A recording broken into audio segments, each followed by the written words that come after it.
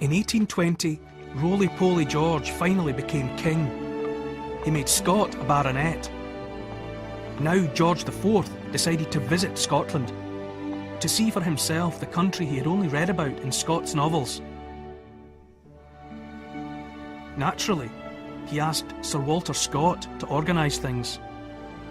And Scott took the ball and ran with it. He set up his headquarters here, at 39 Castle Street. Scott understood the opportunity. As one of the greatest communicators of his age, he knew that he had to make the visit tell a story. He realised that what was needed was a simple, dramatic, romantic, visually striking image. Complexity wouldn't work. He painted with bright colours and a broad brush.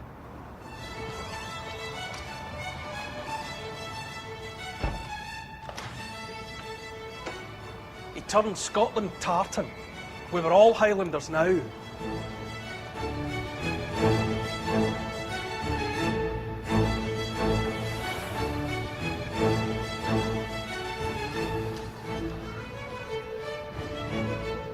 But the tartan image of Scotland wasn't just attractive and appealing, it was also backward-looking. The traditional feudal society of the Highlands appealed to Scott because it was a world where the working classes knew their proper place.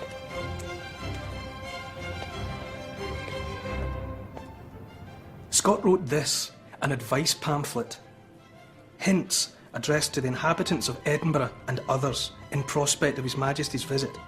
In it, he said that George was the descendant of a long line of Scottish kings, and therefore the kinsman of many Scots. Let us on this happy occasion remember that it is so, and behave towards him as a father.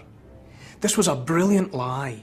George was mostly German, of the House of Hanover, and yet Scott was telling his fellow Scots that we had to be loyal, because we are the clan, and our king is the chief. Because King George was already a huge fan of Scots Highland romances, he adored the idea of being the Highland Chief of Chiefs. And he'd always loved dressing up. He went to his tailor and ordered the complete Highland dress. It cost £1,354 and 18 shillings. In today's money, George spent around £100,000 on his outfit. Say what you like about Scott, but he wasn't afraid of hard work.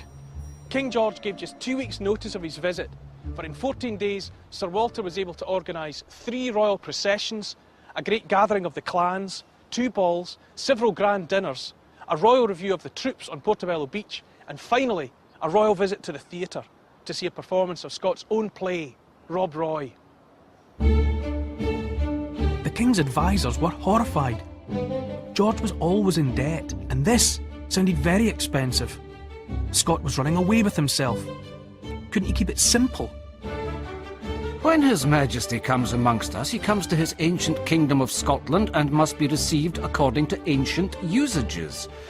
If you persist in bringing in English customs, we turn about one and all and leave you.